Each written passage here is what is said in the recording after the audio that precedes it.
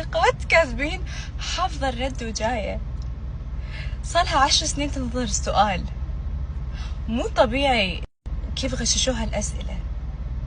قمر متدربة على السؤال.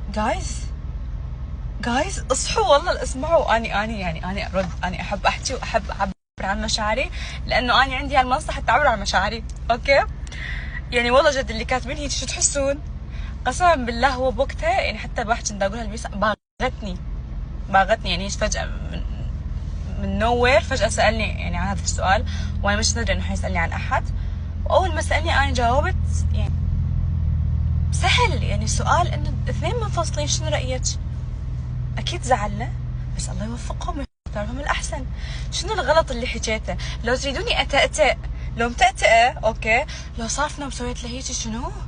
ميزان انفصال محمود لا شنو ها؟ لو مسوي هيك كان تعليقات ما تعرف تحكي بعدها طفلة، هي هاي مال المقابلات هيك كان كتبته، بس لأنه جاوبت قبل. مو طبيعي التعليقات، مو طبيعية قد فيك ومتصنعة.